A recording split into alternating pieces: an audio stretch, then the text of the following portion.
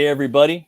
Welcome to Open the Gates. I'm your host, Matt Burke, and today we're going to have on Von Klaus. We're going to talk about a lot of good stuff. So if you guys could give a warm welcome to Von. What up, Von? How you doing, Hey, brother? buddy. I am fabulous today, man. I'm feeling good. It's the weekend. Life is grand.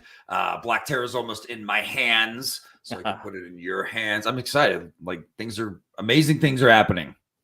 It's great. Man, it's great. How are you doing, man? Oh, I'm doing great, man. It's a new year. I'm doing a lot of different stuff. There's a campaign. There's a fan art thing I'm doing for the Wraith of God. So I'm drawing the Wraith. Dude, I love that book. I love that. I have. Yeah. I've got 1, 2 is I think coming. I think. Yeah, I backed that one too, and I just thought, I want to draw this dude. So I got him fighting a werewolf and a vampire. So it's fun to draw. The best of both worlds. Right? Isn't that some of the first stuff you draw as a kid, and you just never really grow out of loving it? Werewolves, vampires, all the monsters. Good one to draw. Stitches are not hard. It's a line with some lines. The bolts right in the neck.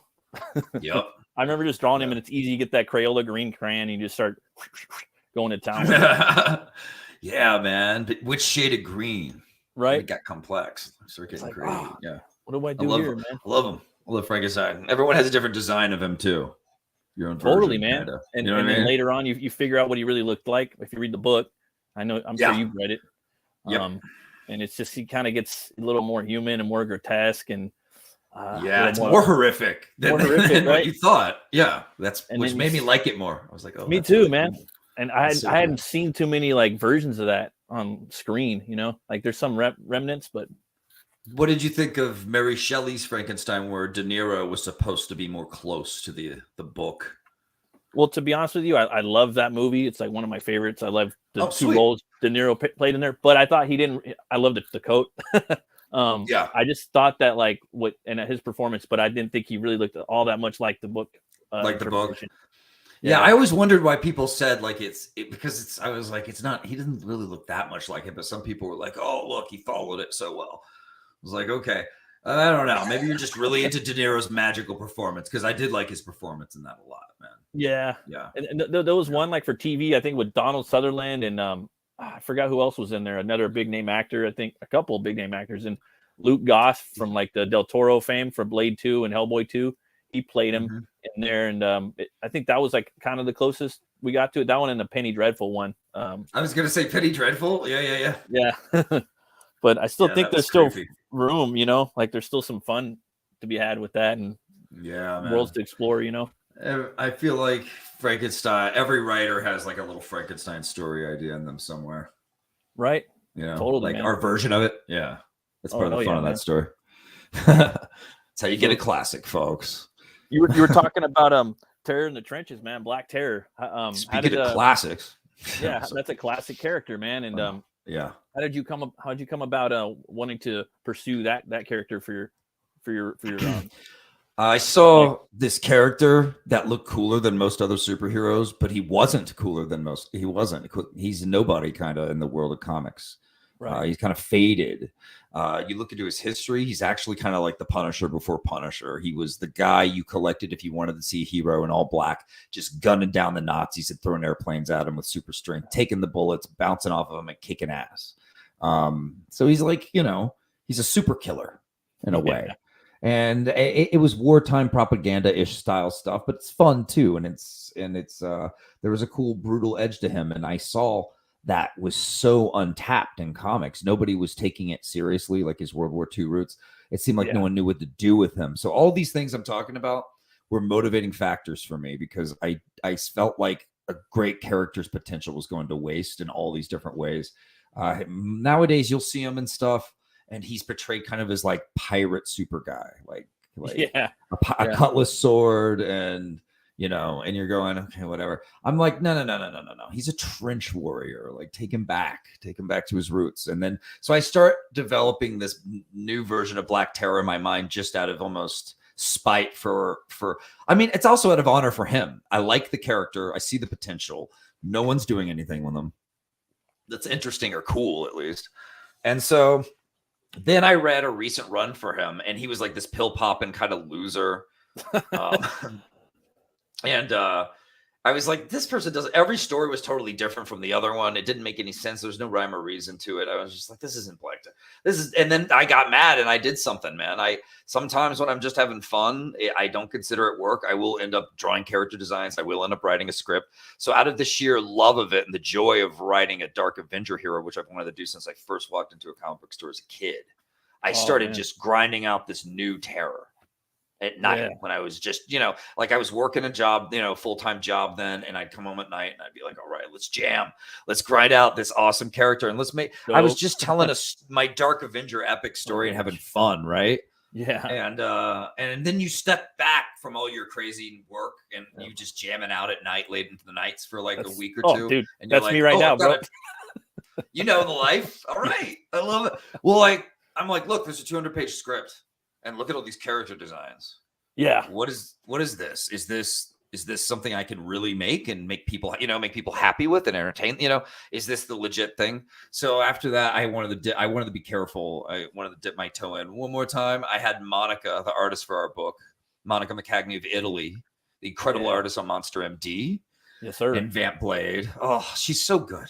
And so many ways. And I was like, let's do the most kick-ass character designs we can of these and see and show them to the public and test the reaction. It was a good reaction. Yeah, I remember, man. I'm not gonna lie, bro. I remember I was off work one day. I was watching you and Eric on one of your live streams, and Monster MD was one of the best comics I ever read. And I was like, well, what's this guy Vaughn gonna do next? And you were talking, well, I think I'm gonna do a Black Terror. I was like, oh man, he's gonna do a Black Terror book. And he's like, no, you have no fucking idea what I'm going to do next, And then what you came out with and the trailer and the designs and the concept and the world, I was like, oh, fuck, dude.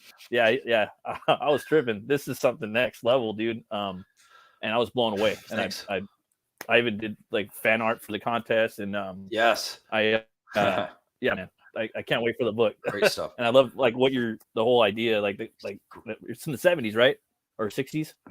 Yeah, it's 1975. Yeah. The era in which they designated New York as Fear City. Oh man, I can't wait to see that. So crazy. Yeah, man. Here's the funny part though. I got to admit something, guys. Spoiler alert. You don't really get to see the 70s too much for Black Terror. I take it all away so quick because I blow up his whole neighborhood. That's the story. I mean, Black Terror has this normal life for half a second, and then it's all gone, and he can't believe it, and he doesn't know. These people from his past that he kind of is connected to in ways, as you're going to find out more and more as the plot unravels. His mind's unraveling, his memories. You were seeing some flashbacks. He's being haunted. It's great. It's this whole Dark Avenger epic.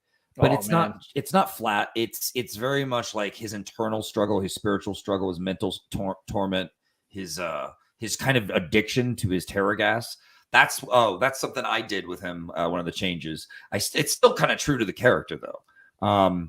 His powers in the original books were he was this pharmacist, and he he invented this gas to give you some pep in your step, like in the 1930s. And he turned powerful, right? And I was like, all right, well, let's take that. Let's make it, let's do two things. Let's make it so it's like a battle popper where he has to take it every now and then to re-up his power, so it has an addictive drug quality, but also it gives him fear toxin, which when he breathes out and gets close to you, you see him as what you fear most. So now it goes back to his name being Black Terror. I wanted him to be a hero that strikes pure fear, the purest fear into his enemies, because he's what they fear most, the terror. Mm-hmm. And I've noticed. So that was the thing I added to him.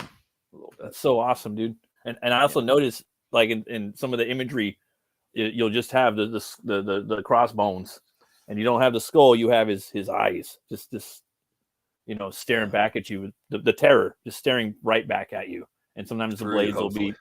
Yeah, and that was something that you came up with, right? That you spoke with your artist about a little bit when you're laying out the pages.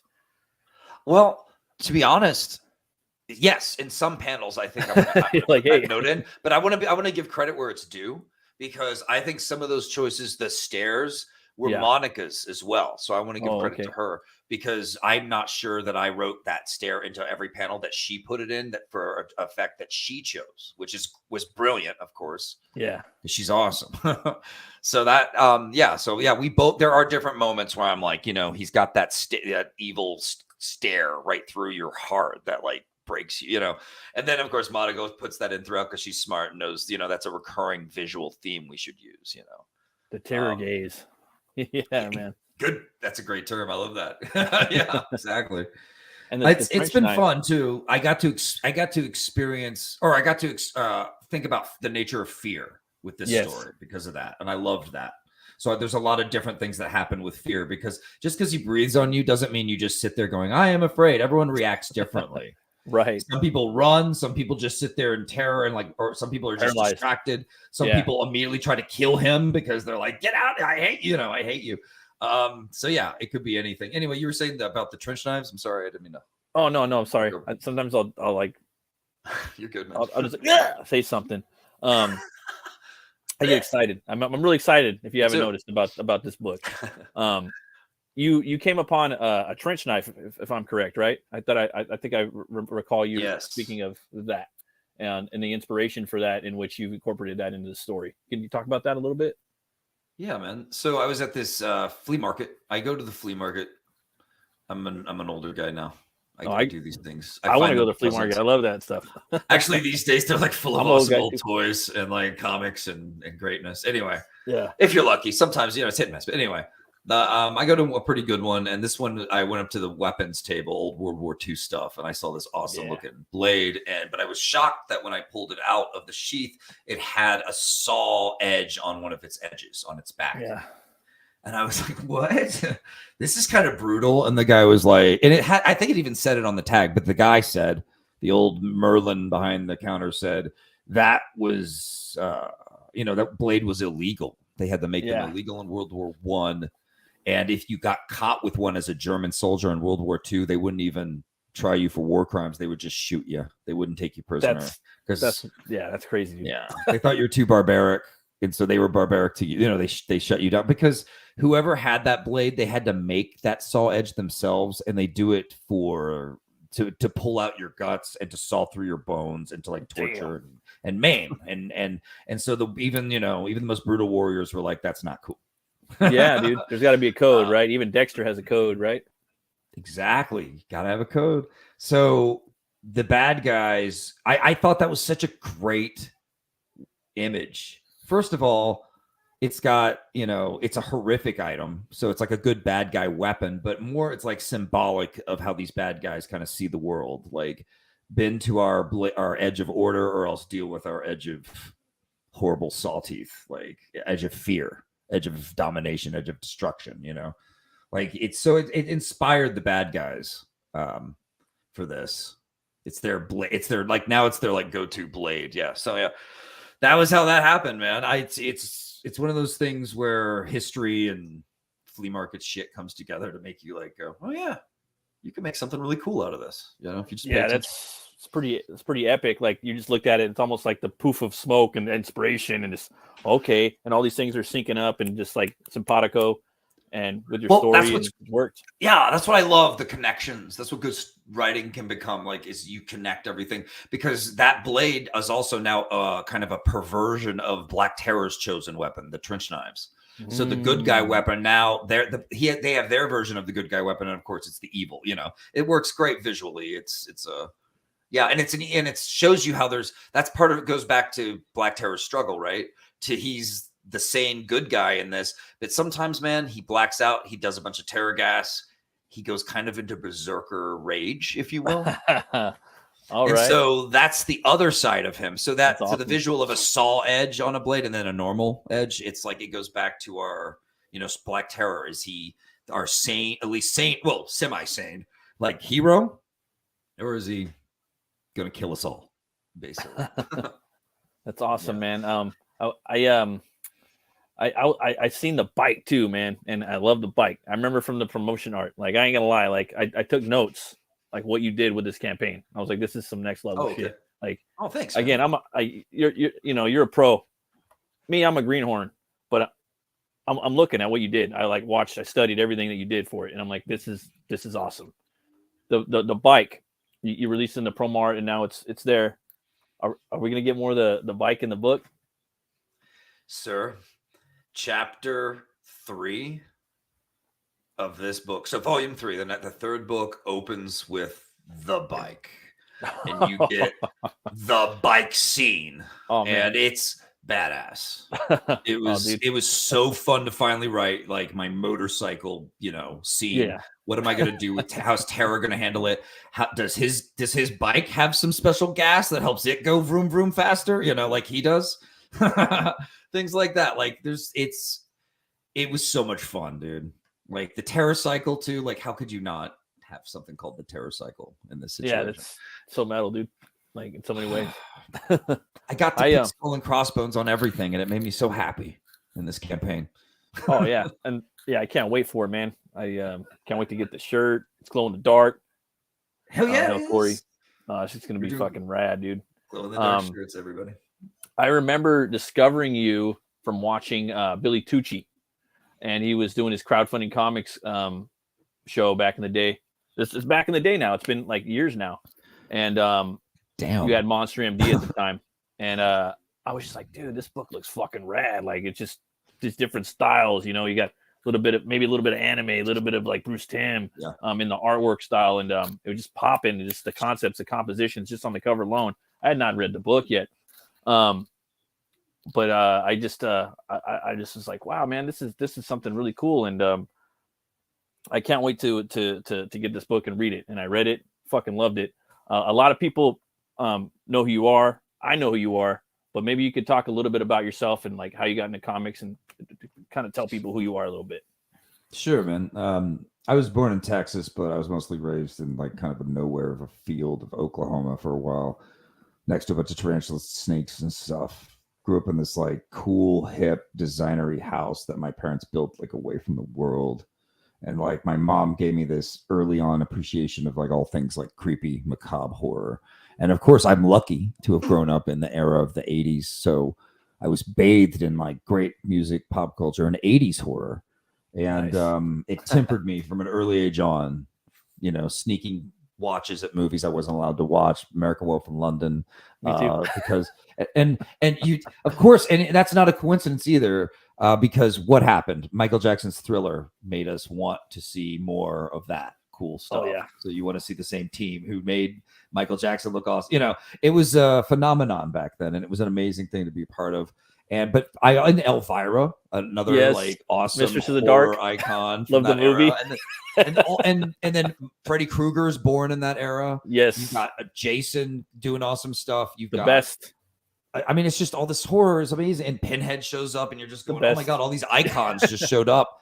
Better than the 70s. The Carpenter's The Thing is still being the best movie than ever today. Yeah. It's like everyone's favorite movie now. It's amazing. And I would, it was a great time. And it really influenced me to love stories and art. What I think hit me for comics was Ninja Turtles. The original indie run where Eastman and Laird just put out a book of Turtles murdering Shredder in issue 1. I was so brutal, addicted. Dude. I was so addicted. I thought to me, it's still kind of the coolest thing ever. It's just nothing like Ninja Turtles was a phenomenon that I was lucky to be part of that too. And it got me into comic shops, buying Wolverine, buying Punisher, loving Dark Avenger heroes, loving these stories, and loving these types of heroes and wanting to write them. And this led me to Black Terror, man, for sure. I didn't know it was leading me to Black Terror until I was just kind of mad at how no one was utilizing the guy. No one was making him as cool as he could be. So yeah, it's been a long road to get to that, to be my Dark Avenger epic, but man, I think Black Terror deserves it. And if anything, he helped my ideas be cooler and more interesting with his character, his original traits. And yeah, man, I guess I could say more about me in terms of growing up. I ended up going to film, or I ended up going to Columbia in Chicago for film and doing screenwriting and directing and stuff. Hell yeah. And It was all right, you know. I learned a lot. There were a lot of cool people and stuff. But since I'm 8 though, because of Ninja Turtles, I'm always drawing comics. I'm always writing and making comics. So yeah. So even when I tried to get away from comics, I was always coming back to it. And just if times were hard, I could make comics. I could have control over that and make awesome stuff, you know. And so yeah, that's. I mean, I've always loved it. Now that I can actually make a living out of it, or at least I'm trying to. I'm kind of excited for the future, man. I mean, because to me, comics are where it's at. You know, it's always been my mistress. It's always been what I loved. So yeah, to have people and have you like be such an awesome fan, thank you for that, man.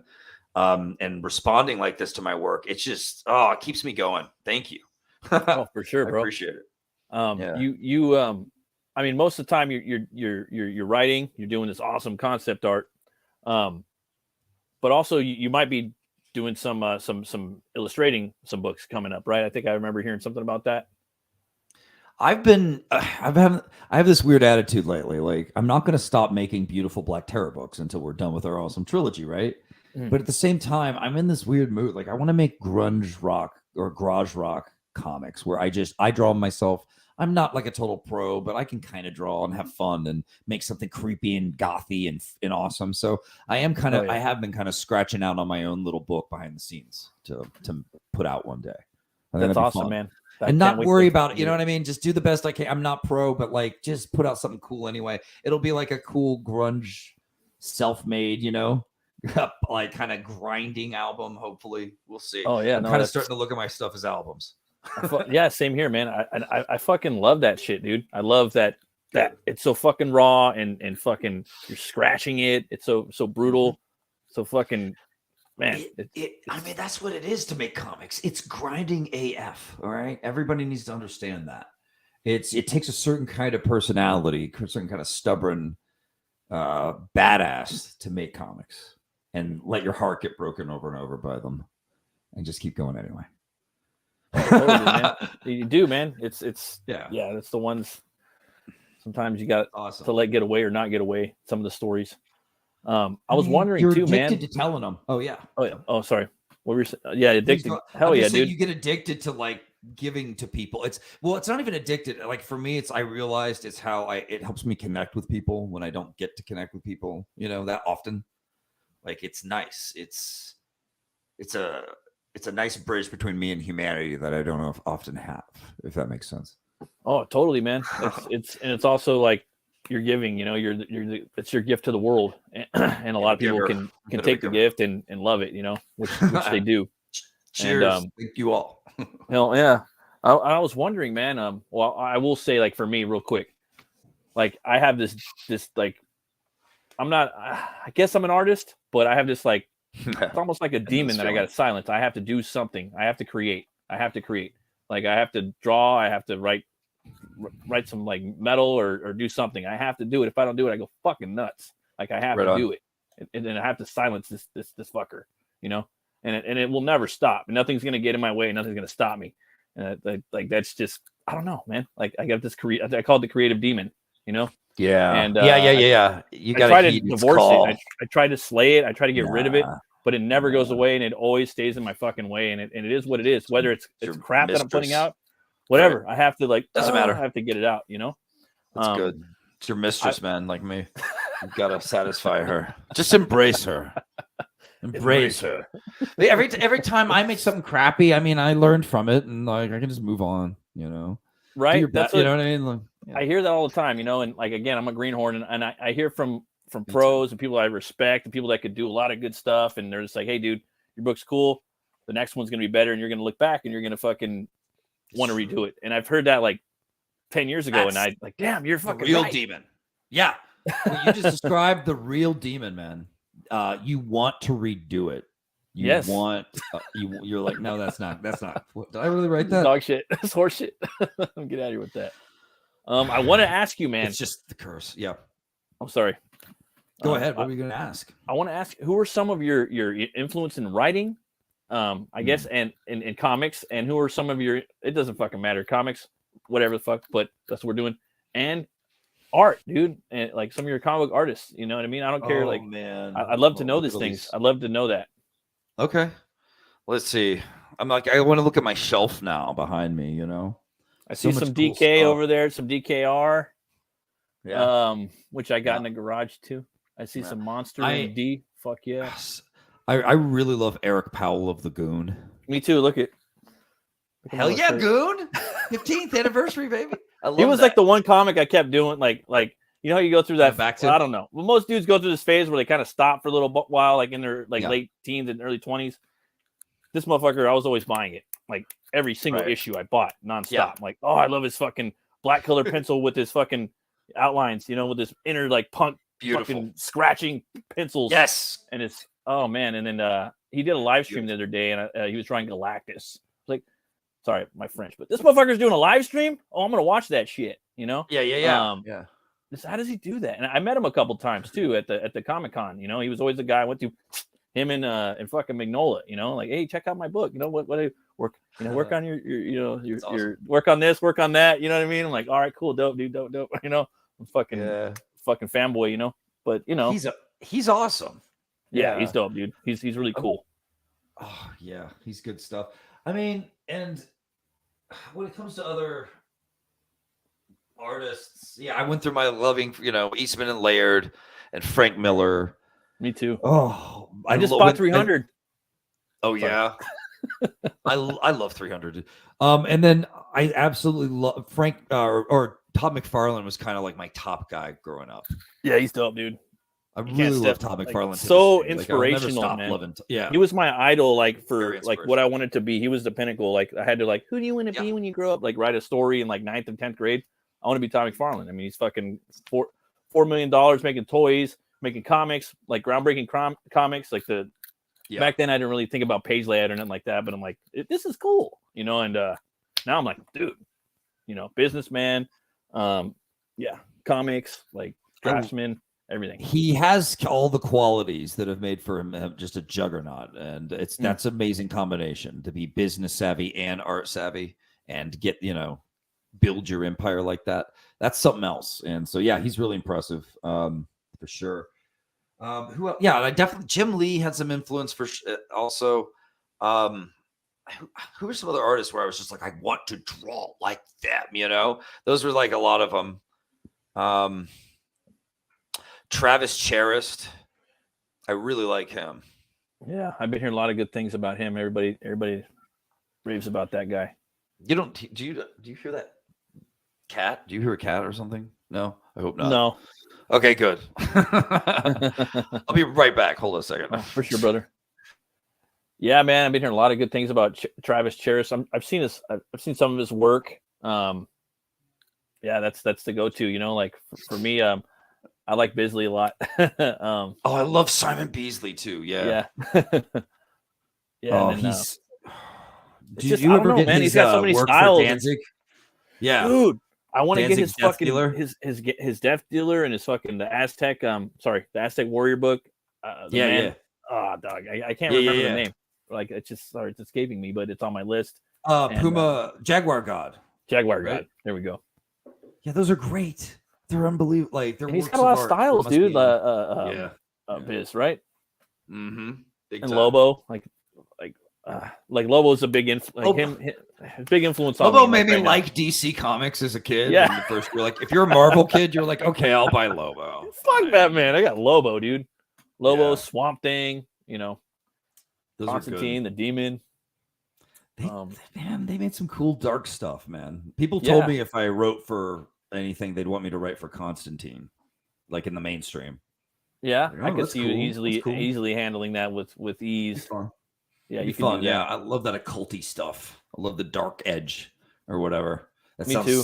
Cheesy, but I mean, it's not. It's what I was raised to like. Like my mom has a collection of old school Halloween decorations. Like it stuff's creepy. Like I grew up around creepy. You have to understand, it's not my fault. Oh no, I love that, man. I was like really into Sleepy Hollow as a kid. I like loved the story. I was always seeking out the books. Our boy right here lives like down the street from there. Like no jit. Brian Christ guy lives right over there, like in Sleepy Hollow, in New York. I'm like, dude, you should just claim Sleepy Hollow, bro. Like you live right there, bro. Fuck. Yeah, dude. He should always be like coming to you from Sleepy Hollow. Exactly, awesome. Dude. That's so cool. That's awesome. Well done, dude. That's cool, man. Like the the influences are dope, man. I was looking at the campaign again. I was wondering, is it cool if I share your IGG Terror, your tit campaign, Terror in the Trenches? Please share some tit with everyone. Pass it around. Enjoy it. Yeah. One moment. Let me do that right now. Do.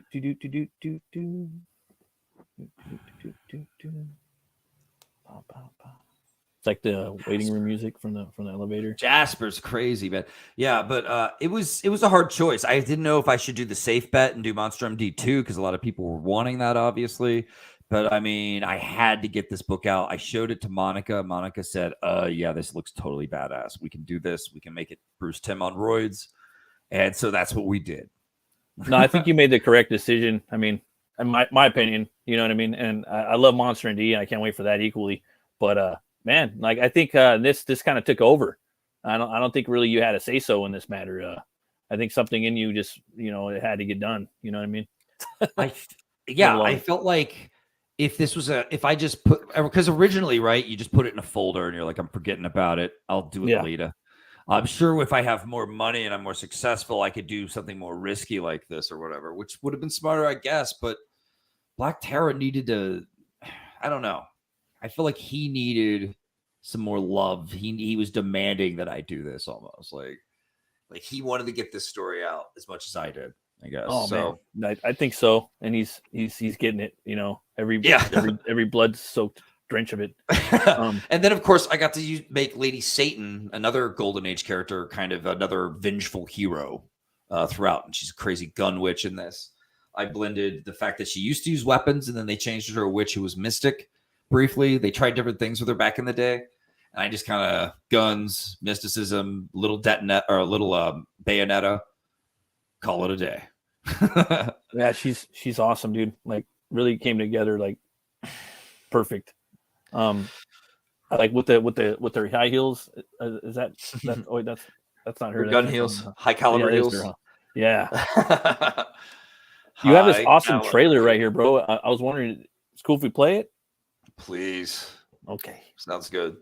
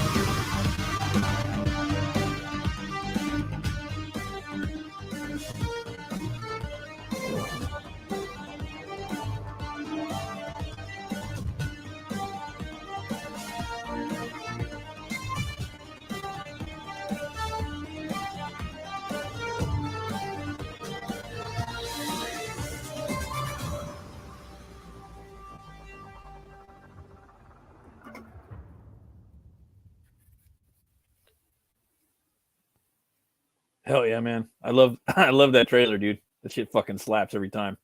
And the music, fuck. Love it. Let's see here.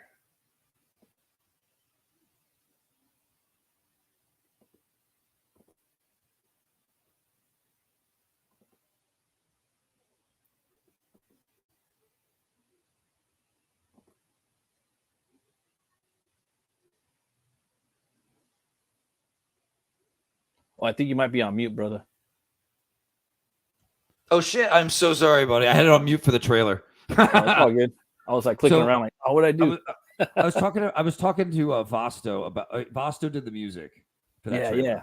I was talking about Vosto. Vosto is amazing. I have him do my music for all my books, and he's like my royal court composer who's like there to do all the badass tracks. And what he likes, he doesn't just like doing music. He loves our comics. He loves what we're doing in CG. He wants to look at his shelf one day and be like, look at all the books and be like, I did that track, that track. So he's been doing tracks for other cool people in books. So that's been awesome. So yeah, man, his shelf is filling. In fact, I should ask him for a picture and see like, where he's at these days. Because he's gonna be doing all my books. That's awesome, dude. Like it's got like a nice theme and everything, for your books, We have a team of doom. A team. Yeah. It's done. Team of doom. I love that. Team Terror in this case.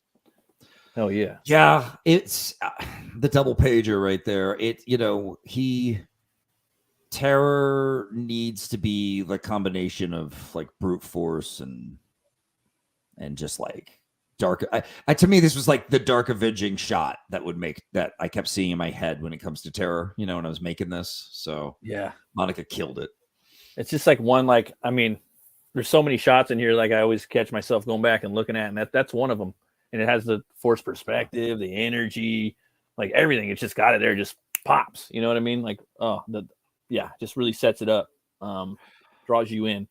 I'm just gonna kind of going down, man, looking at this. Man, just the style that she does, it's animation style almost in a way, Love that he just jumps out of the airplane and just lands perspective from below that view, and you see the plane going down in the background, and then the Yahtzees are right there, just like scared out of their fucking mind. Exactly. It's like pop. Little pop. He says, "Greetings from New York," and then he pops these and inhales. Gives himself the juice. The Terror gas will make him strong, durable, but the byproduct. I liked the idea, man, of it's not just like he inhales it and he, makes everyone afraid. It goes through his system, and the byproduct of him exhaling it makes a terror fume, if that makes sense. Oh yeah, so for sure, man. The gas originally just makes him strong, but yeah. So it's one of those like things where it's a little toxic in that regard, and then that goes back to his skull and crossbones. Now, unlike how we were doing in the mainstream, where they were like, "Oh, it's a pirate thimble." Yeah, that's what it is. He's a pirate superhero or something. Like every time Black Terror shows up, watch out, he's gonna pirate your DVDs or whatever. Anyway, now it goes back to him being a toxic villain. Yeah, dark, a little poison. He has to poison himself to take on the evil. Classic stuff, And I love that she incorporated the skulls in there. Like, nah, this terror is coming for you. Art, like visually, you know what I mean? Right out of the mouth with the skulls. I love that. So cool.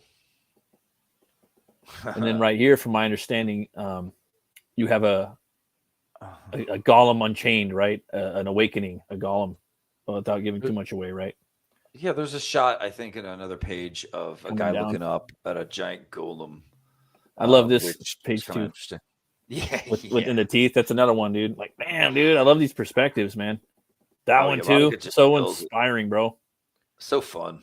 And this is it right here. Yeah, like that's like for me. Like for me, I'm like that. I'm into that. I'm a sick fuck. Like for me, like when I make my comics, I like to see fools kicking ass all the time. Like I don't know. That's just I grew up in the 80s and 90s, and I was always into that stuff, dude. And that's like what I like to do, like to draw. I love this too right here. His face turns into the skull. He's visually showing the terror. You know what I mean? Mm-hmm. And then you see the golem, and then obviously that's from Jewish folklore and mysticism. And now this golem is going to come back to the Yahtzees and take them out, right? Right. So that's so cool. Right. It's kind of interesting. Like maybe as a kid, he was told, be afraid of the Jewish golem or whatever, Mm-hmm. And now that, he's seeing the terror as it, and it's like, oh, geez, after his knife breaks on Terror's back, no less. So we're learning about Terror in these opening pages, like all this info, durable, strong, and kind of an unstoppable killing machine in the trenches. I can't wait for this, man. Like this book. Like Monster MD, like you over delivered on that, man. Like that. Try. I was thinking about that. Like, I'm gonna have Von Klaus on my show, man. This is fucking awesome, dude. I'm gonna talk to him about like evergreen, like revisiting the book, going back and its rereadability. They're always talking about, you're gonna go back and watch that fucking movie again. I'm gonna go back and reread Monster MD again. Like I want to read it again. Like awesome. It has that factor to it, like where you want to go back and like study little things about it because it's really awesome. There's for me, there's like probably like 30 books where I'll do that, like with comics, and there's millions of comics. That's one of them, dude, and it has that feeling to it. I can already tell this one does too, man. Like you guys really knocked it out of the park. I can't wait. I'm really proud of our work, and this is only the first in a volume of 3, so there's hopefully, I'm hoping to give Black Terror his due too. It's not about me. Yeah. Black Terror needs to have some character, some depth, some motivation that's more interesting, that's more direct, more linked to his World War II past. Really, it was kind of fun to go back to that. Yeah, and just embrace it. Make him a trench warrior with the toxic fear coming out of his mouth, the former terror guys, and just I don't know, really lean into the terror. That not just what he inflicts on people, but basically the idea that the damage you do just can come back on you is kind of explored in this. Yeah, you get what you put out, sometimes, whether it be good or bad.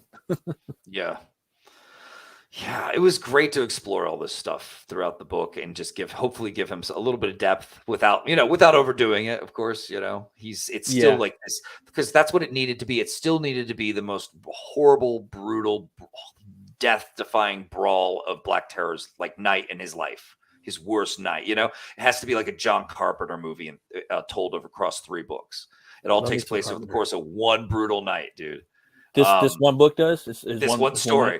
This whole story. It's just like it's not like we're gonna cut and like jump to a different place. No, it's like it's one. It's a brawl. Nah, it's tonight, bro.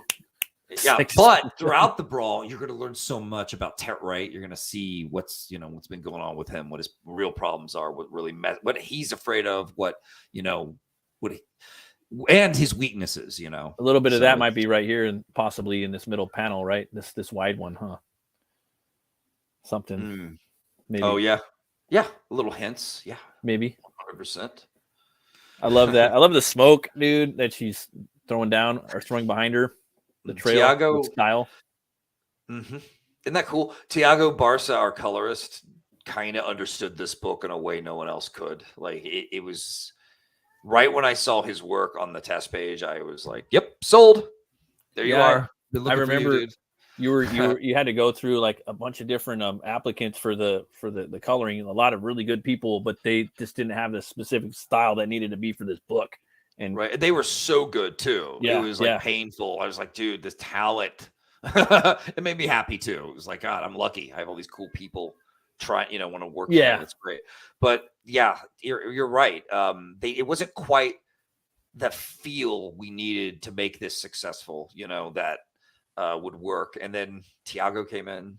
I'd already seen his work and admired it, and didn't know that was who I was testing with. He did what did he do? Grom. Oh yeah, that one was a good one. Yeah. Galactic Rodents of Mayhem. Oh yeah. Yeah, totally. I was like, dude, his colors are amazing. I was like, I'll probably never get to work with that guy, but now look at this, guys. And this is, like look at that. Look at the shadow on the floor. You know what I mean? You see him coming in. You see the hand in the foreground.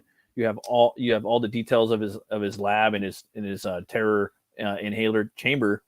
Inhaler chamber. You have the daggers in there, like in the map. That's probably, I don't know where this takes place. Maybe New York, maybe Chicago, something like that. New York. But then at the same time, I mean, we're talking the colorist and the artist. It's so stylized.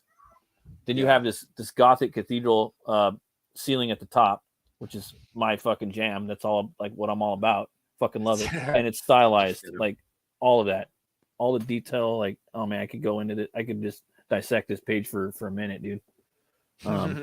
I wanted Black Terror's lab to be, part mad scientist, part Dark Avenger, part Gothic, creepy. Yeah, you guys nailed it, dude. Team Terror nailed it. Team Terror nailed it.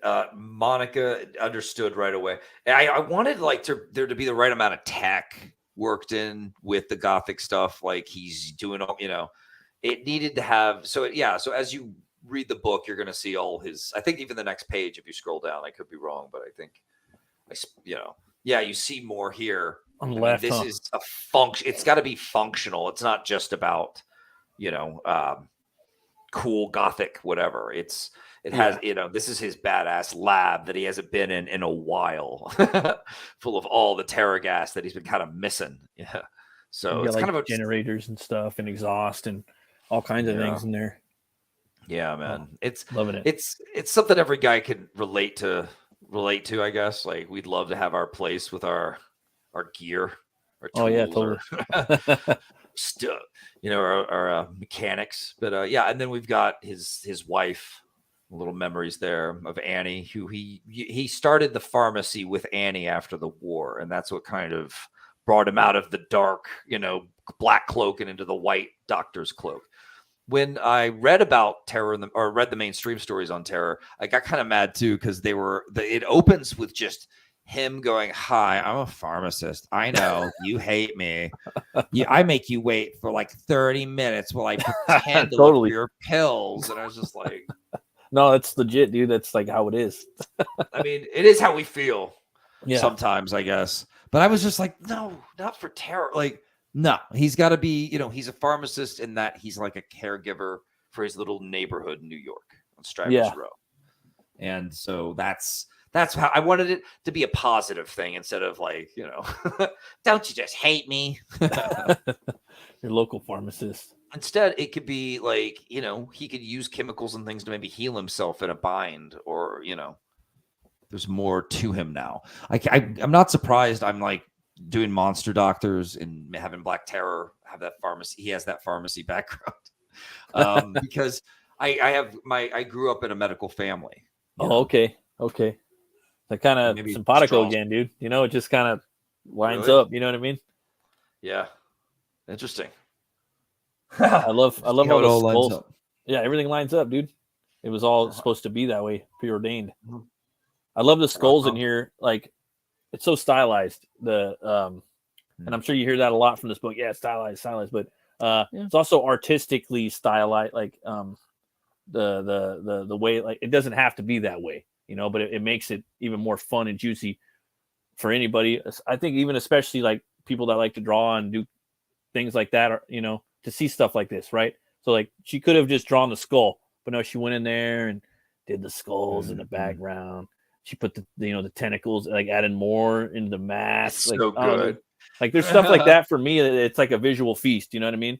Like there's more. It's more juicy. It's more to look at. It's like a nice piece of filet mignon wrapped in bacon. You know what I mean? Rather than just a porterhouse. You know what I mean? Which I love my porterhouse for. Of course. But I mean, we serve you we want you to remember this meal. You know what I mean? Hell yeah. Forever. Come back for another feast. Exactly. This right here's a gun witch we were talking earlier. Gun witch. Lady Satan, right? Yep. Lady Satan. Her husband murdered in front of her by Nazis, firebombed during the war. Ever since then, she took her mysticism to a dark place. She became the mystic, gone ballistic, and started killing Nazis by learning the ways of the gun witch. Basically, she's a floating arsenal, with gun heels. So she's a good time. And she's got a bit of a mouth. Oh, really? Huh? Oh, yeah. She's a little mouthy. She's got a mouth on her. That sounds like fun, man. Like I would like to. I would watch a movie of that. You know what I mean? Like I think that'd be cool. Want to write stories about her only. Just some side stuff. Like cool. A lot of people, like I'll throw it out there. I don't give a fuck. But there's, I like the underworld movies. I like the fucking Resident Evil movies. You know what I mean? They got these badass like chicks in there that are doing cool stuff, and it's horror. You know what I mean? I mean, you could rip them apart with a microscope and just kind of pluck away all the shit, but they're fun. Yeah. And you could but it's something you could build on and make better. And I could see something like that. I would love to read stories or make stories of her adventures in like the macabre world, or like this kind of supernatural, Yeah.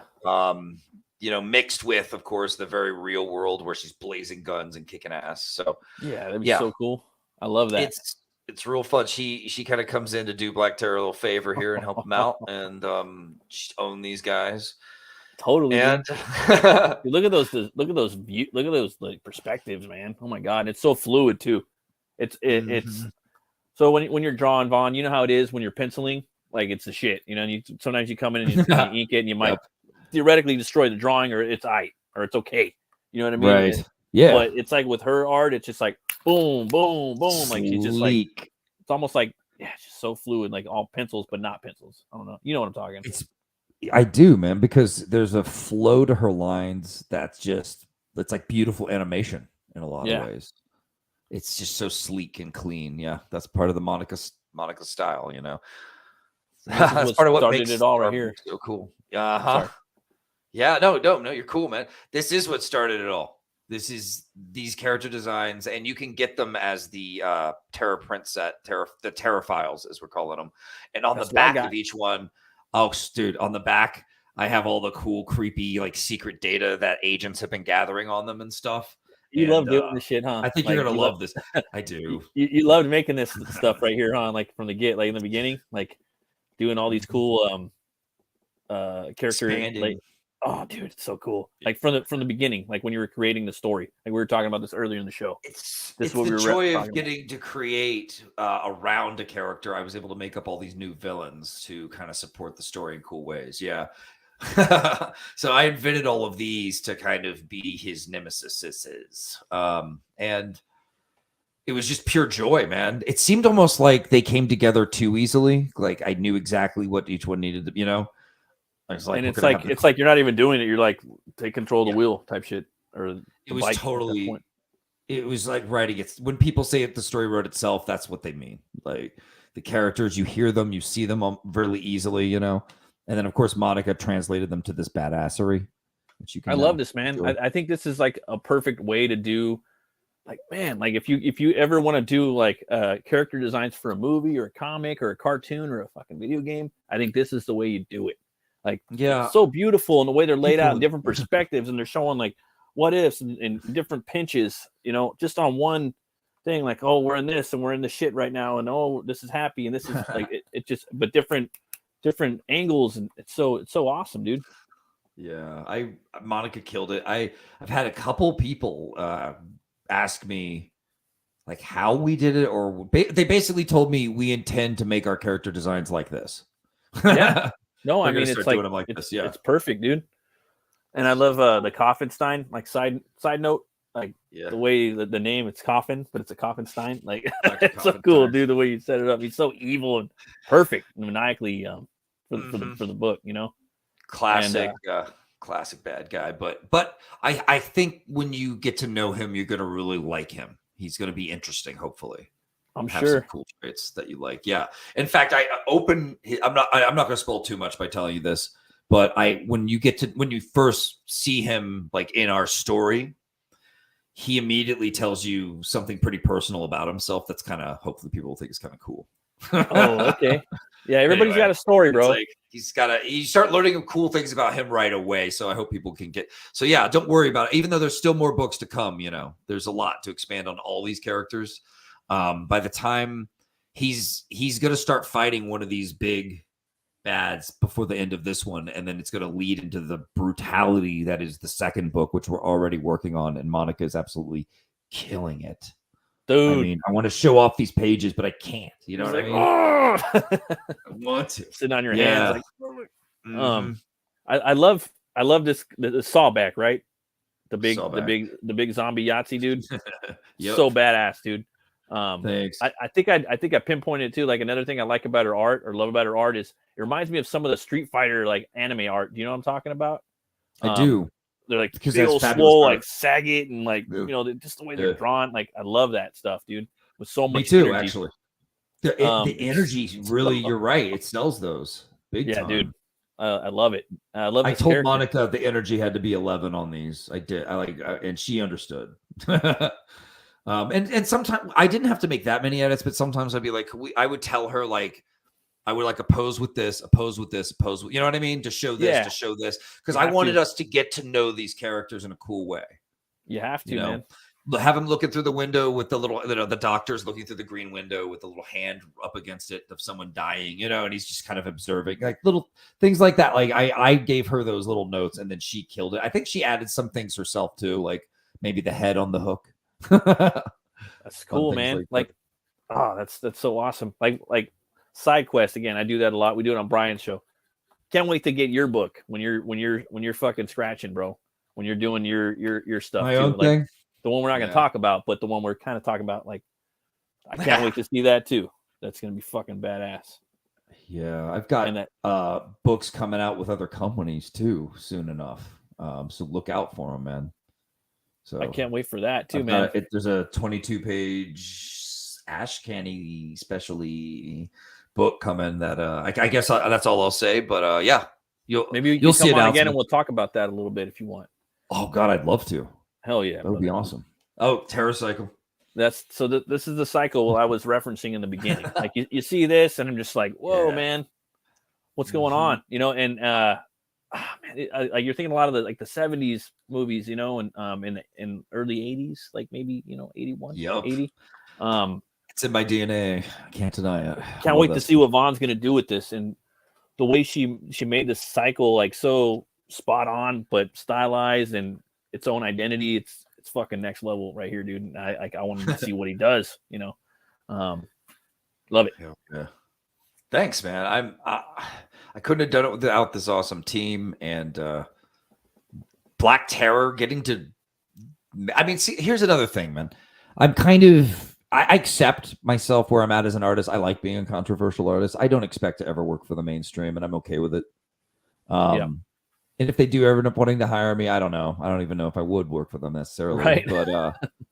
But I approach this like I'm never going to get the right Wolverine, even though I probably should, or Punisher. But I can write Black Terror, and I could show the world how cool I can make him. Which is you guys, in a way, missing out on how cool I could have made Punisher or Wolverine. You know, it's you guys missing out. And Black Terror deserves awesomeness too, like I've been saying. But so it is a little bit of me kind of strutting my stuff for the mainstream, because even like someone who doesn't care about what I do, if they hear that I did a Black Terror and they just love comics, they'll at least go, "Oh, okay, I wonder what he did." You know, like because everyone at least knows of Black Terror, or maybe not. Maybe I'm wrong. Maybe he's that obscure now, right? Well, I hadn't heard of him until I had seen him on some of the Diamond previews ads back in years ago, and then I had, again, like heard that you were going to do it, and then what you brought to the table, I was like, all right, this is fucking metal. I'm gonna, I can't wait for this book. But yeah, dude, I think no one would have gave a fuck unless you tapped it, dude, and that people do care about it now. That's 100%. And a lot of people are kind of stepping away from like the LCSs and whatnot. They're not doing it. I mean, I'm pretty close with my local LCS, and that's repetitive.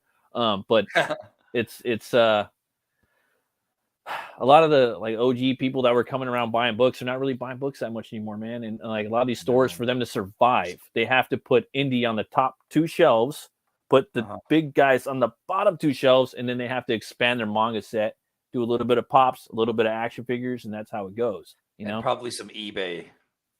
Because my store right now, man, I walked in the big section that used to have all the cool trades from all the different companies, and you find some great stuff throughout multiple shelves. Big section. There's no books on it. It's mostly empty shelves with a few pops sitting on it. I took a picture. It'll make you cry. And so I asked them, I said, "So how are you guys doing? Like, how are you surviving?" And he said, "eBay." I was like, "Hey, I might be a little like out of what I might not be able to say. Shouldn't say this, but I'm gonna say it anyway. Tell them to put the indie on the top 2 shelves. Put the big 2 on the bottom 2 shelves. Go big on their manga. If they don't want to do it, that's cool. But that's what my LCS did around the corner. And dude, but he saw it. He knows like about all the shit, dude. You know what I'm talking? He knows about Comicsgate and everything like that, and he also knows how the industry is, dude. And he survived and he's thriving. You know what I mean? And it's working for him. Good. But you got to diversify with a little bit of pops. You got to do the traditional figures and sideshow and all that too. But that's like the main thing, and have a little bit of back issues. It sucks, but that's the way it is, dude. But now we have this too. Yeah, but now in dark times, great art is made, and this is one of my responses to these dark times. A dark ass hero that you can get your mind off the horrors with, and let him tear up the bad guys with trench knives right in front of you. So we're doing a double-sided poster. I decided to do have Monica and the colorist from Monster MD, Tanya, do an homage cover. of the the Scorpion connection, Wolverine and Nick Fury. That's awesome, dude. Yeah, and then on the other side we have the beautiful take on Lady Satan by Kelsey Shannon. That the more I look at it and observe it, the more I like it over time. I love it more. I love it. He's so good. Great. I can't wait to have his poster.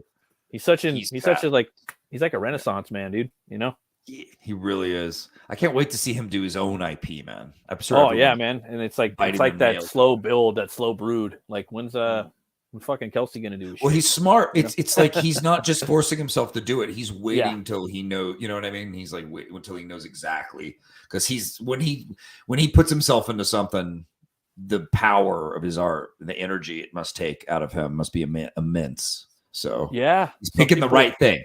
It knocks him out. Like for Zeta, I've heard stories like it would knock him out. You know what I mean?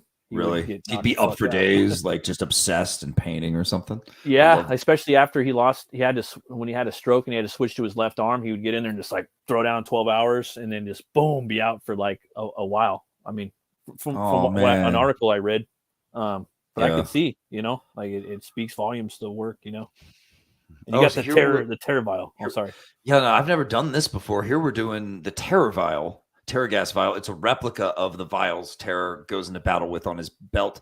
You can pull it off. It comes with a cool little stand. You can remove that little arm, and so it's for if you have to package it away or whatever. But it's awesome. I designed it with this guy. He did great. He's going to be shipping me those really soon, and it's hand painted. They look immaculate. We're making sure they're perfect. It's an awesome custom prop, and it's only limited to 100. That's cool, man. Yeah, you guys can't get in on this. Get on it right now. Oh, it's so cool, and I'm really proud of the work he did. Because he designed it in 3D, and then he's printing them, and then he's painting them. This guy, he's doing it all, man. So dope, and just like the little embroidery skull on the top of the cap of the that says toxic. so dope. All these little details. You'll see other details if you look at it. It's cool. And you guys got to get this fucking shirt. I got the shirt too. I'm be rocking it. It's glow in the dark. Yeah. I was actually. It's gonna be. I mean, when we get the books, I will just tell our shirt people print and ship, because they're gonna print them and ship them directly from the printers to you. So we will. We'll be doing that. We'll be sending those out pretty soon, man. I can't wait. Cannot wait. My boy Preston did his take, his fucking his metal take. You're the man, Preston. Love Preston's work. He's actually in my top 3 right now, man. I gotta say, like just inspiration. Him, Bisley, and Kyle Holtz. Like, oh my god, so metal, so good. All of them. It's just like I love these guys. I see why. Team Terror. Oh man, you got the patch and the sticker. Yeah, we unlocked all the good stuff. We've got an upgraded book. We've got red foil lettering on a black book. It's gonna look so slick with a spot gloss Terror. We've got the sticker. We've got the iron-on patch. We've got the there's the little shine that little content, little shine content. We've got, and then we added all the art that people have done, including from the art contest that we ran, into the back too. So you're getting a 100-page book overall. Damn. The story is 78 pages, I think. That's thick, bro. Yeah. That's still juicy, right? For your money. I mean, it should be, right? Hell yeah. And then a Dan Lawless print for free everyone's getting, because we broke the 80K. Love Dan Lawless's work, man. People are going to dig that, I hope. Yeah. Oh, I know I am, dude.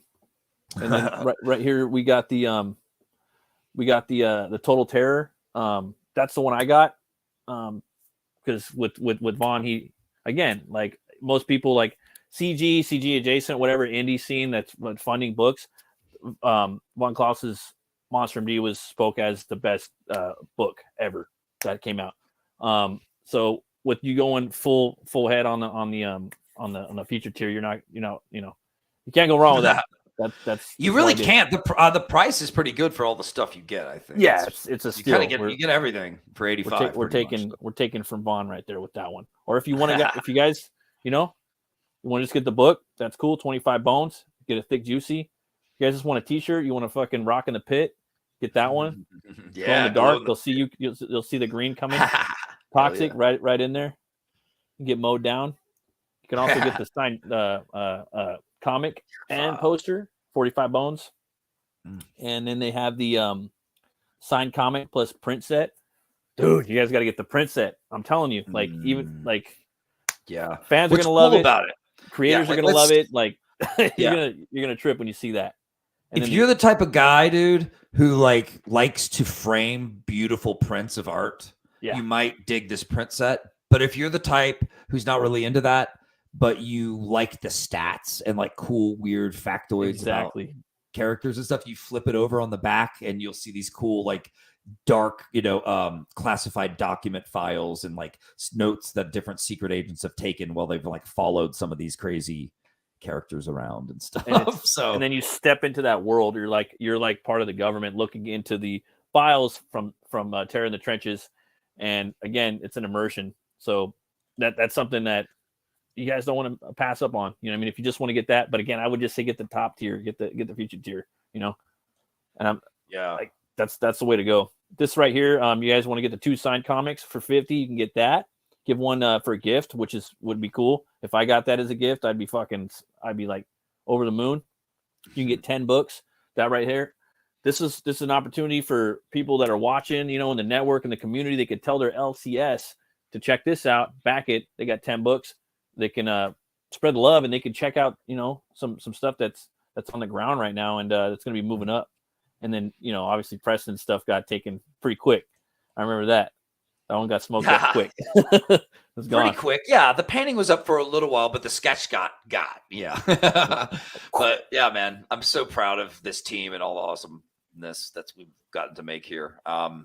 It's what I love doing, and I'm really happy people support me. Thank you, and thanks to everyone else out there for supporting, because without you, I can't do this. There's no way, no chance. Hell yeah, man. Let's show. I am kind of showing the world, like, I could take a character that's already existing and do things no one else can, exactly, or bring out the coolness that you didn't see. So that's been really fun to do for this project. That was part of what was appealing about it to me. For other people, they saw it as a weakness, but I saw it as a strength, and I get why they saw it as a weakness. I totally understand their point of view too. Like, why don't you make up your own character and then milk the IP? Like, you should do that. You should. I took a risk. No, you did, and for me, like I said, like, oh, why is Vaughn gonna fucking do Black Terror, dude? He can do anything, bro. His shit's right. But you did it, and you fucking proved me wrong. You know what I mean? I loved it, and like, fucking, this is awesome, dude. I can't wait to see that. And I ain't gonna lie, I always fucking loved pulps. That's what that's what like my grandpa was into. The Phantom, the Shadow. Like that's what I was bred on. My grandpa was a pulp villain almost in real life. But yeah, dude, like that's awesome. I can't wait to read it. And right now we're looking at your website, riseagain.com. If you guys want to come over here, you can get Monster MD. You can also get it's only after we finish shipping Terra, I'm going to do the full opening of our store where people can start buying books. So you'll be able to buy. Yeah, it's a preview of the store. It's not the buttons aren't functioning yet. Our store's not fully open. I want to, once we get the books to all our Terror to all of our backers and they get to enjoy it, then I'm going to open my store and start selling Monster MD and Terrors. Hell yeah, man. We'll be you open guys right here. Finally. We're showing you a little preview, a little almost behind the scenes, basically, of what's coming down. So this is Monster MD. All right, you guys got to check this book out too. I'm not seeing your screen with Monster MD. I'm not sure if it's okay. Just on my end or maybe it's happening for yours. Might just be. I'm still on the campaign. Oh, okay. Let's see here. I think I know what it is. Terror. Try it again. Sorry, guys. It was cool when I was writing this because I started to. When I was writing Black Terror, I did think a lot about the Shadow. I thought about the Phantom. I had a new understanding of how cool they were when I was done with this. Oh, there we go. Sorry about that. No worries. I'm still learning the ropes. Thanks for coming on the show, Vaughn. I appreciate it, brother. Oh man, it's always a good time chatting with you. Thank you for having me. Yeah, guys, check out Rising in Comics. You can read the book. I can read a little Monster MD while you're here, and check out the sketchbook that we did, the behind the scenes making of all that stuff. So right here, you got the free preview. This is what I was looking at earlier. Look at that. Mm-hmm. 1, 2, 3. Oh, well, it's loading more slow than okay. There. That's awesome. Monica was a special find for sure.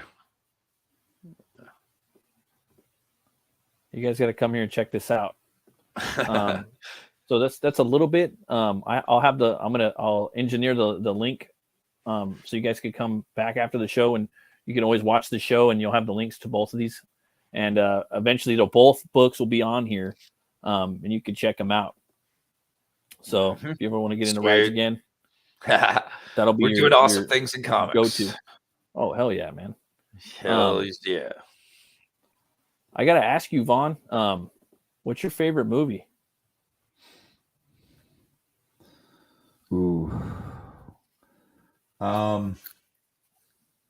What's the movie that it might be Amadeus. You know that movie? Holmes, the guy from that's the guy from Mary Shelley's Frankenstein, right?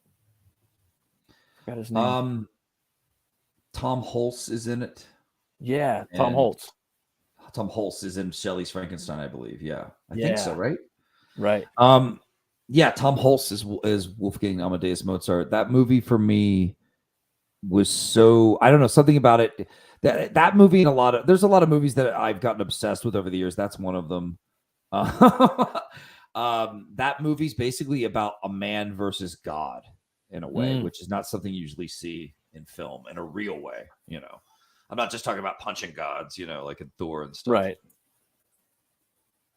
Man versus God, and it was really interesting. But there's so many movies. What's another one that I could like? Terminator 2 was a favorite of mine for a long time growing up. That's a good one, dude. Yeah, that was arguably the best action movie ever made, in my humble opinion. Still holds up well. Yeah, it's just so good. So like things like that. It's they stuck with me, but for some weird reason, Amadeus, I always come back to it as like, what a movie! Like, what a movie! I've never seen it. I've just seen like it. So now I'm gonna watch it. Give it. I mean, Amadeus was punk rock in his own era. Okay, Mozart. They wanted him to play by the rules, and he wouldn't. He's great, and he made stuff that was genuinely original and new, and now it lives on today. So, hell yeah! I remember Immortal Beloved with Ullman. Ullman's my favorite actor. I watched that one. Mine too. Oh yeah, love that dude. Yeah, so good. It's like we grew up on him kind of too, and he's still kicking ass today. It's great. He was like I just fucking love Dracula. That's in my top 3. Like RoboCop, Dracula, and Conan. It's real simple. Oh, I love Conan. Yeah. Let's keep it real simple for you. Like John Milius, one of the best writers and directors ever. Yeah, good choices. And I don't know, it's like it's fucking like 5-7 different like Draculas in there. He's got Man Bat, you know, he's the Man Wolf, Werewolf by Night, you know, got the armor and all that. I want to rewatch it again. Like it's one of those ones you can watch and watch. Yeah, just watch and watch and watch. I'm a stand for that, dude. And then they filmed it in all like that 1900s, like, you know, smoke and mirrors technology. Him and his son Roman. So like that was fun. I mean, and then Brian's always like, well, the Keanu Reeves is just like, you know, the balance. And I'm like, yeah, but he's the balance, dude. It can't be all smoke and mirrors. You got to have a Keanu over there, you know, balancing the smoke and mirrors out. But I still love that fucking movie. But he sent me like the designs, like this big book. Brian did. He's a prince, man. So I have that, and I have the art of the movie, and I had these big like you did for the terror campaign. I had these big movie mini posters from the 90s. I bought it. I seen that movie too young. Like I just like my uncle took me to see it. He didn't think it was gonna be, you know, but I seen it in 4th grade, and it just fucking, I don't know. I thought it was awesome, dude. It stuck with me. It changes your life, doesn't it? Yeah. It's I don't know how to explain it. It just does. It's great. RoboCop was that movie, man. Your dad was like, "Yeah, it's RoboCop." Okay, you know, it can't Well, be my that grandpa bad. he was a Detroit cop too, so I could kind of like my family, they were from Detroit, so I kind of like, I don't know, kind of a similarity Pride. there, you know. There's some Yeah, pride something there, like yeah. that, a little bit, Or and at least a I just, connection. Yeah. yeah, the connection for sure. So I like that, you know, and yeah, that movie's dope. That is one of the best movies. I can't believe how good that is. You know, And the I love it one-liners when things hold up. yeah, Yeah. why, Bobby. That movie was parodying the Jones. future we're living now back in the 80s. Oh, it is now, right? Like we're in Yeah. 1980, and like technology didn't really like we advanced a little bit in like 30 years, but it really didn't we didn't do much. We made like pagers and fucking cell phones. I don't know, dude. I'm just like, we got satellites and cell phones that could do more than ever, but they, you know, it's more dystopian than anything, you know. yeah. But other than that, you're right. It's like no flying car. Where's my hoverboard? Right. Where's all that stuff? That's what I'm talking. Like, where's all the other stuff? Future was coming. Where's too, the jetpacks? Like, what up, dude? Like, there should be like people flying around with jetpacks at least, like little crackheads flying around, like something, dude. Like, I'm seeing more jetpack videos every day. It's getting a little creepy. We will have those, but I'm also no. Here's what I'm seeing: the robots, like that. I'm seeing robot waiters. And I already have one that vacuums my house. So those are awesome. if kid versions of us saw that, we'd be like, "That's pretty amazing." Like that would blow our minds. Maybe like spilling stuff on the floor. You have a droid. Just see what happens. Droid. Yeah. Oh, dude. Like, so we are living in some cool things. It's just not it's never what you expect, is it? Yeah. No.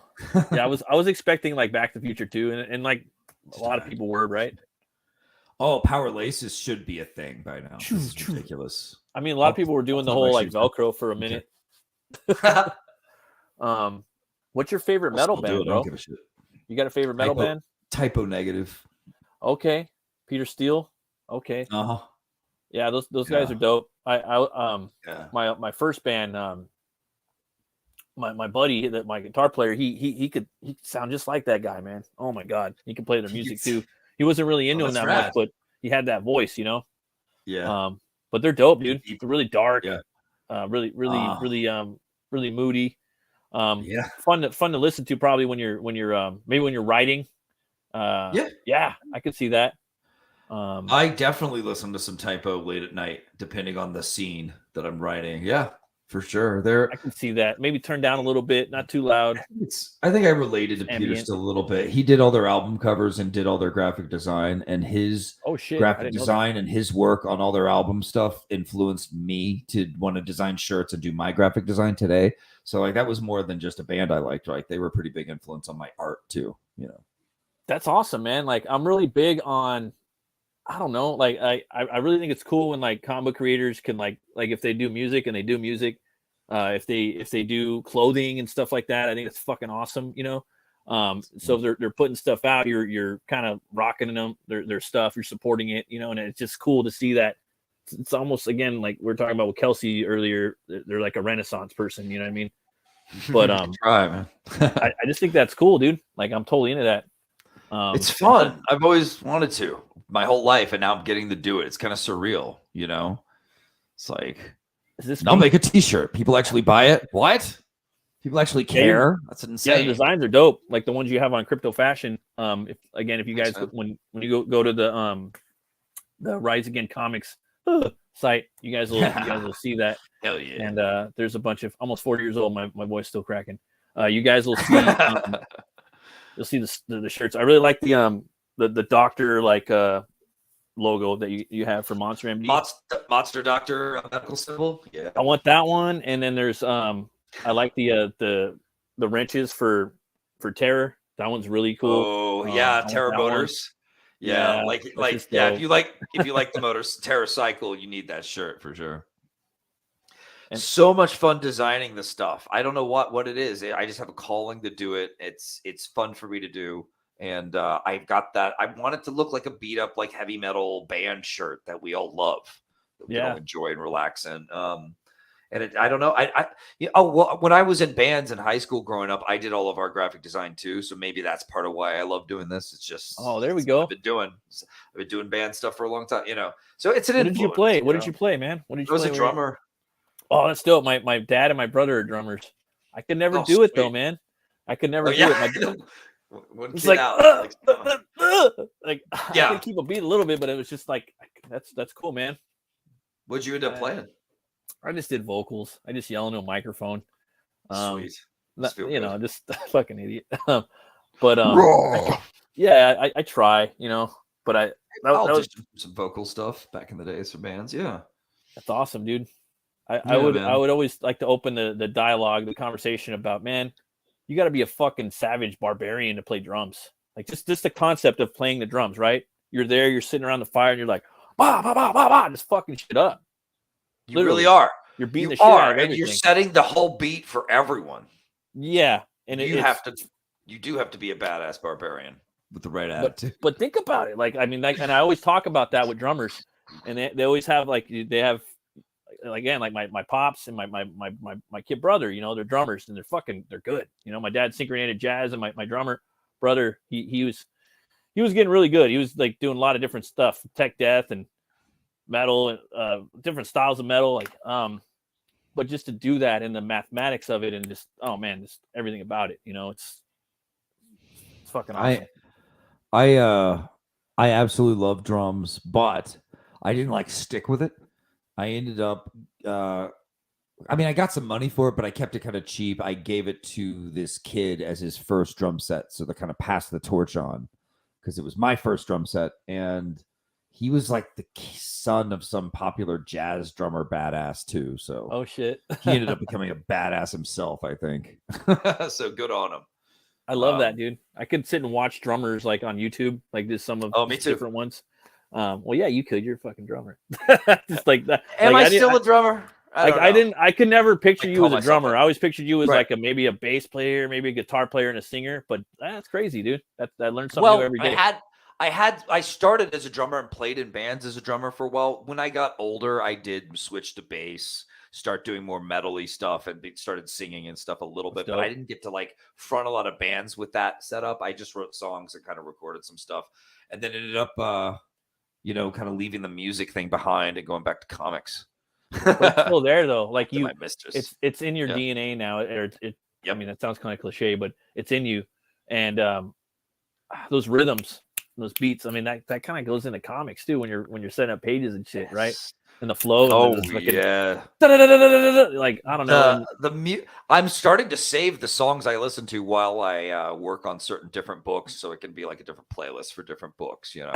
And that's dope. And I go back like, what was I listening to? Oh my god, yeah, hell yeah. It's been fun, yeah. When I do dialogue, it's got to be complete silence, or else I can't hear or channel the characters, you know. That makes sense. I'm not there. I can't focus.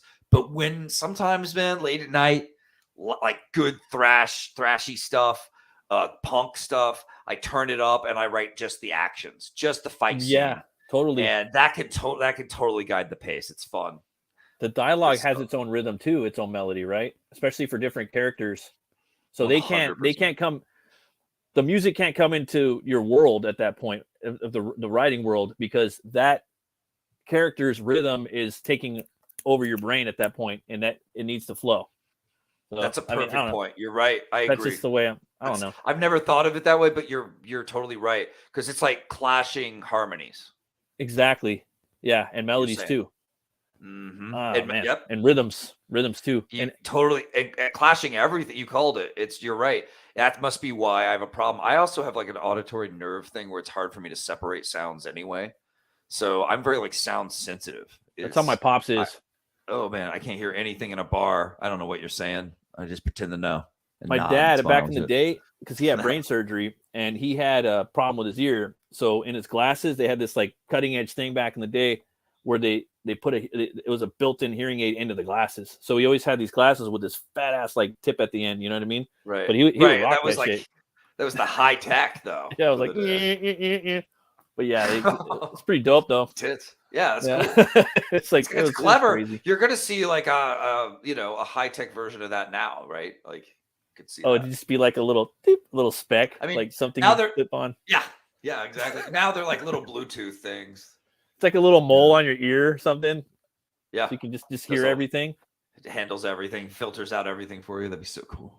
I gotta say too that like on like a side note, bass players, I think that they don't really get much love, dude. Yeah. A lot of the time, you know what I mean? Even I don't even I mean,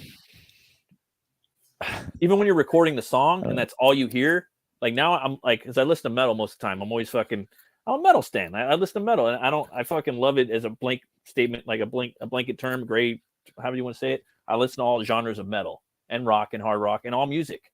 Hell But yeah. the thing is, like, I'm always looking for that bass line to just kind of be, you just hear that, you know what I mean? Like, let's hear the bass line in a minute. Let's calm down a little Typo bit. has some of those nice, like, because it's Peter, you know, he's got those baseline moments that are cool. Love it. But you're right, man. I don't know what that is. I don't know enough about, you know, bass and metal. As a drummer, I know that there's more jokes, like there's drummer jokes. Yeah. Have you heard these? You know these. Like, what do you call drummer? What do you call a drummer without a girlfriend? Homeless. Like, things like that. Oh, dude, that's fucked Like up. there's those yeah, like there's all these messed up drummer jokes about what a loser the drummer is in a band, you know. And drummers, like, I mean, for me, like, because I played in a couple bands, and they're always hard to find. You could never find a drummer. And I mean, I'm in California. I'm in Long Beach, like Long Beach area, you know, LA County, Long Beach. But we could never find fucking drummers. Like it was always a hard time to do it, you know. But like when we found the drummer, like you know, it was cool. But man, that shit's crazy. Well, I got a metal drummer. That's a different. Yeah, metal drummer, dude, that wants to do it, you know. And regular. That's tough to find. Yeah. Yeah, it's a lot of them are like, I do jazz. Yeah, no, yeah, totally. I've met a lot of jazz drummers, you know, and my pops included. But but my dad, he was into everything. He was down. He's like, oh, that metal, that's all right. He liked Deep Purple and Gene Krupa, and he listened to everything, dude. Like he was just Sabbath. down. A lot of drummers are down though, like they're open minded. You know what I mean? Like they'll listen to everything. It's the fucking beat. Yeah. It's hell yeah. It's like the foundation of music, right? Like that's the caveman. Like it started from that's that. what we So they're started on, open minded. They're not just like, fuck that. That ain't metal. That ain't rock. Like I don't know. That ain't rock and roll to me. Exactly, dude. Yeah, I get what you're saying for sure, man. I don't know if. It. Oh, sorry. What were you saying? Well, I just love that. You know, I miss being in bands. I miss that, but at the same time, I'm glad I don't have to deal with a lot of people when I work.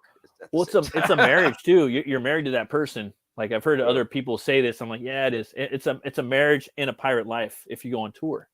So you're married to pirates. Married to so you have to go and conduct like piracy whilst married to pirates. So it's like, fuck, tour. dude. But for me, I was always like now I would like to have a band maybe one day, like where we play like once a month, maybe do like a festival, and then we jam like fucking once a month. Like that'd be cool.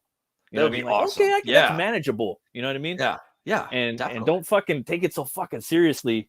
I know I'm side questing right here. Don't take it so seriously. You got a song that's cool.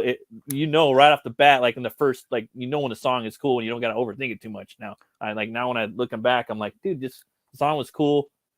Just you kind of know. Don't overthink it, and don't fight it. Right. I think the same thing with comics too. Like I don't know. It's weird. Like KISS. Like we were talking about some werewolf shit earlier, but I'm gonna leave it at that. Like it's just werewolf, you know, and it's just like don't think too much sometimes. Like your gut feeling is usually like what's going good. Like I don't know, don't overthink shit too much. I guess is what I'm saying. Sometimes with your arts, if you overthink it, you can get stuck, and that will keep you from getting it done. But also, it could like bog down your design, or it could mess up your writing. Part of the art of life that I'm starting to realize as I get older is really about just learning what to actually put your energy into and learning what to let go. So keeping it simple, you're doing yourself a favor in the long run if you can learn how to craft in more simple strokes. It doesn't mean you have to. I mean, everyone expresses differently, and it's like, you know, that's beautiful and awesome, and I can't judge that. But yeah, like you're saying, one thing that can bog you down creatively is you're overthinking every stupid little thing instead of just going, this is good as is, and even if it isn't, let's move on. You know what I mean? Like I'll get back to it later. I can edit. That probably is what can give people anxiety and keep them from writing and block them. I could see that, like just blocked up, fucking stressing, getting big ass migraines. Gotta go take a shower to shower all that fucking stress out. Hopefully break up that fucking that creative block and stress. I have great ideas in the shower for writing. Yeah, no, that's what I do. Like I heard somebody say that, and I was like, oh, that shit fucking works for me, like all the time. Yeah. For everything, for like a lyric, for a comic. I do something that's like semi-mindless, but still kind of physical outside. Like I'll play Frisbee with my dog, and he's just bringing it back, and I'm thinking and throwing and thinking and throwing. Before I know it, like I've got the scene worked out or whatever problem I might have, whatever I'm trying. You're like trying to grab it. You're like, oh shit, like it's all coming together. And you're like, oh, where's the pencil? Fuck. Oh, hurry up, hurry up. And then we do. Yeah, we finish our session. I rush in. I write down the notes. Or I could pull out my phone and just do it in a notepad real quick. Like I started doing that too this year. I used to just do everything on note. But now I do the phone thing, and it works really good. Like it does. It's not going to disappear really. Like that was my fear. Yeah. Yeah. I've lost a sketchbook before. It feels like a part of your soul is lost out there forever, man. Like all your all my designs for this comic I was working on back then, just whoosh. Yeah, that shit would fuck me up, dude. That shit would fuck me up probably for a while. You know what I mean? For a while. Oh yeah, that happened back in 2007. It is now 2023. I still think about it. Like I still wonder if I'm going to find that sketchbook in my closet somewhere. That's how it messes you up. Yeah, dude, that sucks. It's cool. It's cool, but I've heard stories. Let it go. I gotta let it go. You gotta let it go, and it's cool. Like I remember what I did in that. And I learned from it.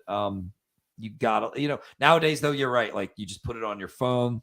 You're not. And if it's notes, you can copy and paste and email it to yourself. Especially if you got a bunch of emails. That's what I do now. Good call. That's just something I do. I do both though. Works. Yeah. I do everything. I'll try to carry a pencil with me too. But I got one more question to ask you. Yes, sir. What's your favorite beer? I don't know if you drink. If you don't, that's cool. Yeah. What's your favorite drink? I like. Oh my god, what was it? I haven't had. Okay, here's the thing. I smoke a lot of weed. That's cool. Everybody does. It's like good. But I've been like backing off from beer, but I still while I love beer, I've been just keeping away from alcohol in general. Yeah. When I lived in Chicago, damn did I drank, damn did I enjoy some great beers. There's two I like. What is it called? There's one called True Blonde Ale that I enjoy. Okay. True Blonde by like a ska breweries or something. Give me a True Blonde. Those were delicious. And what was the other one? It was I think it's a Dutch Blonde Ale. What are they called? It's like a green can. I got these cool cups. Carlsberg. I like Carlsberg. Okay. Carlsberg's dope. Yeah, I love Carlsberg. It's a delicious beer. They make the best malt liquor. And it's funny because I'm drinking a fucking Ghetto Mickey's right now. But the thing is, Carlsberg makes the best malt liquor. It's a fucking elephant that my father-in-law introduced me to. God bless his soul. Oh, I'm gonna try that. That sounds great. It's so good. It's like, you want some real malt liquor? Yeah, get the fucking Carlsberg. Okay, I've never had Carlsberg malt liquor, man. Man, when I lived in Austin, we went to this blaxploitation film festival, and they handed all of us a 40-ounce on the way into the theater. That's fun sometimes. That was the most fun. It was so. People were giving me their 40s. Sometimes I'll drink a 40, dude. Like seriously, 40s. Like straight up, I'll have a 40 of Mickey's. Oh, it was so fun. Yeah. Sometimes you want to pound a mass abundance of beer. Like you don't want to have to get up and I drink once a week. I usually do it on the show now, and I'll do it with Brian. Like I'm gonna do that next. We'll do the horror movie show. That's it. Or I'll play like I was playing that God of War game. Every now and then I get a 40 and boom, keep it simple. But yeah, every now and then, a nice little 40 is fun. Yeah, man. Especially during like kung fu movies with blaxploitation films. I mean, we remember them a blast. Oh hell yeah, yeah. No, dude, I haven't seen too many of those, but I watched one with I forgot his name, Tanzania. You know what I'm talking about? Tanzania. I don't know. I just know Jim it's this Kelly. one where it's like it's a black dude. He's got an afro, and there's like these zombie vampires that come from Asia somewhere, and they come to like the sewers of New York, and he has to fight all these different gangs and shit. Like I don't know, it was dope. We watched it on the Horror Movie Club, but it was. I was like, wow, this is something cool, dude. It was like Big Trouble in Little China feel a little bit. Oh, I want to find out more about this one. We'll talk about that. Like, I'll figure out the name. Figure out the name for me. That's awesome, man. I don't know if I saw that one though. I usually see a lot of funky ass movies like that too. I try to at least. Yeah, no, me too, man. They're really cool for the creative conduit, Do you know what was a recent like fake exploitation film but I loved? Hobo with a Shotgun. Oh, I love that movie with Rucker. Rutger Hauer. Yeah. I thought you were gonna say Black Dynamite, which I'm hearing good things about. Oh, that's supposed to be good. I haven't seen it. Yeah, and it's been out for forever, but I never saw it, and it's got Yeah. Spawn in it. You know what I mean? So it's like, gotta check it out. You know what I mean? You know it's gonna be good. Yeah. Yeah, you know it's gonna be good. It's just always been there. Like there's so many movies that I have to watch. And Brian and It's you, true. like you guys are fucking like horror doctors. You know what I mean? I'm like a greenhorn again. Another thing with the horror movies. So I haven't seen a lot of these movies. Like you came on and we did I think it was Shock. It was Shockwaves. Shockwaves. Yeah, and I had never seen that. And him and a lot of other people tell me about these movies, and I'm like, oh, I'm gonna go watch them. Like, nah, dude, chill out. Don't watch it. Wait for the show. That way it can be a raw emotion. And we can talk about the movie more because you're gonna forget it, you know? So now I'm like holding back on all these, and I don't care. I'm honest. There's a lot of stuff, you know, like I haven't seen. You know, you're getting to catch some awesome stuff here, and you grew up in our era, so you get why it's good too, which is awesome. So yeah, man, thanks for I'm glad you. Look, I get a rush out of showing people new cool stories. That's part of why I write them. But I also just love recommending cool, like what you need is this. It's fun. Yeah, that's dope, dude. Oh yeah, yeah. Share the wealth, share the great stories, baby. Share everything, man. Right? Share Terror in the Trenches, everybody, with your friends. Let them know. We're kicking ass. We're bringing high tea back to comics. Hell yeah, man. Well, thanks again for coming on, Vaughn. I really appreciate it, man. I'd love to have you on again anytime you want. I know you got a lot of good stuff coming out, so if you want to come back to fucking open the gates, you're always welcome. I will definitely hit you up, man. I'd love to. Oh yeah, hell yeah. Thanks for having me. And everybody watching, please go check out Terror in the Trenches. It's on IGG right now. It's eventually going to be up on his website, so you guys can check that at riseagaincomics.com. I'll have that set up in the description too. And thanks again, everybody, for coming. I really appreciate it. Remember to just be good to everybody. Keep on creating. That's help it pretty each other much. out And have we're each gonna other's go backs. Yeah. And if you guys want to check out the Horror Movie Club, me and Brian are doing that right now on his channel. We're going to be talking about Bad Mood, and yeah. Actually, would it be all right with you if I did a quick shout out for a recent campaign that went up? Hell yeah, go for it, brother. Cool, bud. So new book went up. It's the collected volume 1 of Forsaken Gods, and it collects the first 2 books into 100 pages. And it's kind of badass. To me, it's like a high quality book, art and story wise, that could deserve a little more love. And so, yeah, that's why I'm giving it a shout out. So, Guys, check it out for sure. Check out Forsaken Gods on Indiegogo, everybody, and always remember, be bold, be brave, and roll the bones to know your role. You guys have an awesome Saturday night. Bye bye.